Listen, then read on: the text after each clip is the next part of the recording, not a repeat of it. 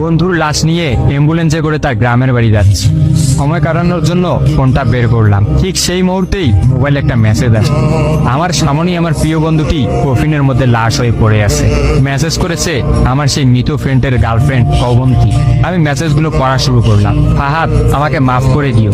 আমি যেই বাবার চোখের দিকে তাকিয়ে কখনো কথা বলতে পারিনি, সেই বাবা যখন অসহায়ের মতো আমার সামনে দুই হাত জোড়ে কান্না শুরু করতে লাগলো, তখন সেই বাবার ভালোবাসার কাছে আমাদের ভালোবাসা হার মেনে গেল। তাই আজ 11 দিন ধরে আমি অন্য মানুষের স্ত্রী।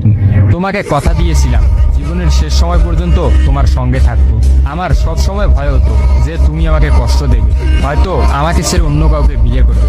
অথচ দেখো, আমি তোমাকে কষ্ট দিলাম, আমি তোমাকে রেখে অন্য পুরুষকে বিয়ে করে ফেললাম। জীবনটা বড়ই অদ্ভুত, তাই না?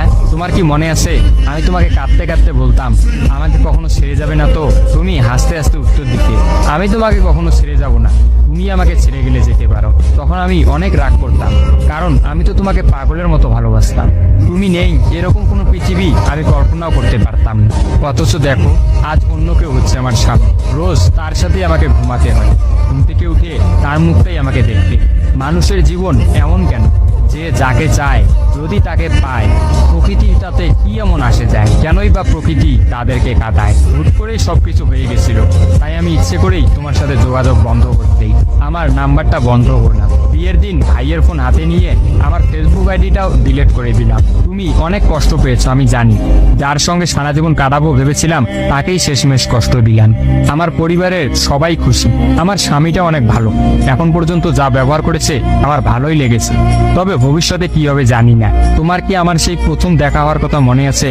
তবে সেটাই যে প্রথম দেখার, সেটাই যে শেষ দেখা হবে, এটা কখনোই ভাবতে পারি।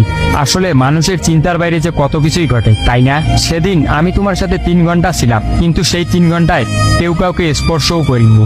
কিন্তু তুমি যখন আমাকে তোমার রিক্সায় তুলে নিতে তোমার হাতটা বাড়িয়ে দিলে, তখন আমি তোমার হাতটা প্রথম স্পর্শ করেছিলাম। বিশ্বাস করো, সেদিন আমার কিছুতেই তোমার হাতটা ছাড়তে ইচ্ছা করছিল না। তোমার ঘরে আমার জন্য কিনে রাখা শাড়িগুলো নিশ্চয়ই এখনো আছে। আচ্ছা, আমি তো এখন আর তোমার নই, ওই শাড়িগুলোকে আমি পাবো? তোমার তো যখনই কোনো শাড়ি পছন্দ হতো তুমি কিনে রেখে দিতে, আমি বলতাম বিয়ের পর সবগুলো একসঙ্গে নেব।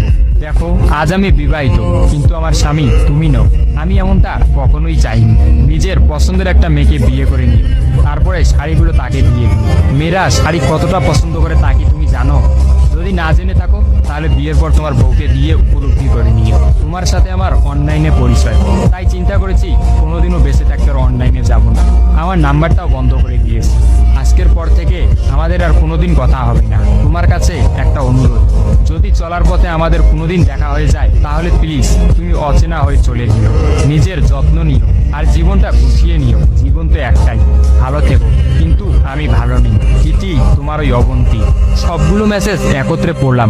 আমার সামনে চিরনিদ্রায় শুয়ে আছে ফাহাদ। অবন্তী পরপর 5 দিন অনলাইনে আসেনি এবং ফাহাদের সাথে কোনো যোগাযোগ করেনি। তখন এক রাতে অফিস থেকে ফিরে ফাহাদ রাগ করে তার ফোনটা আসার গিয়ে কিনে ফেলে। ভাঙা মোবাইল আর ঠিক করা হলো না। ফাহাদ তার সিমটা আমার ফোনে ইনস্টল করে। জরুরি কোনো কল এলেই একমাত্র ফাহাদকে দিতাম। আর ফাহাদ রাগ করে বলল, যতদিন না পর্যন্ত অবন্তী আমাকে SMS করে ততদিন পর্যন্ত আমি আর নতুন ফোন কিনবো না। মোবাইল ভাঙার 2 দিন পরেই ফাহাদের প্রচন্ড জ্বর আসে। একদিনের মধ্যেই ফাহাদকে হাসপাতালের মধ্যে ভর্তি করলাম। ডাক্তার পরীক্ষা নিরীক্ষা করে বলল ফাহাদের ডেঙ্গু জ্বর হয়েছে। তবে চিন্তার কোনো কারণ নেই, ডাক্তারের কথা বিশ্বাস করেছিলাম। কিন্তু ডাক্তার তো সবকিছুর খবর জানেন না, যিনি জানেন তিনি হচ্ছেন সৃষ্টিকর্তা। ফাহাদের হয়তো এই জ্বরকেই মৃত্যুর একটা ওসিলা বানিয়েছিলেন। যেই ডাক্তার বলেছিল চিন্তার কোনো কারণ নেই, আজ সকালে সেই ডাক্তারই ফাহাদকে মৃত ঘোষণা করলো। ফাহাদের আর জানা হলো না অবন্তীর কথা। আমিও অনেক ভেবে সিদ্ধান্ত নিলাম অবন্তীকে আর ফাহাদের মৃত্যুর খবরটা জানাবো না। অবন্তী যদি আর সত্যি অনলাইনে না আসে আর সেই পুরোনো সিমটা ইউজ না করে, তাহলে সে ফাহাদের মৃত্যুর খবর কখনোই জানতে পারবে না। কি বা লাভ এই সত্য সংসার জীবন শুরু করা মেয়েটাকে কষ্ট দিয়ে?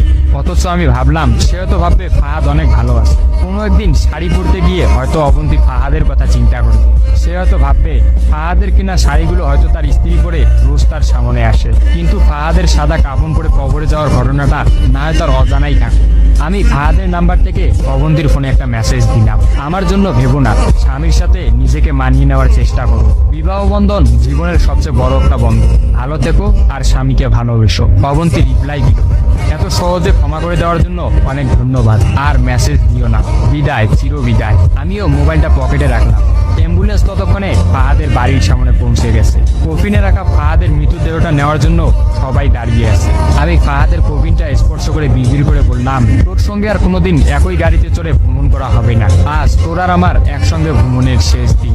বিদায় বন্ধু, চির বিদায়।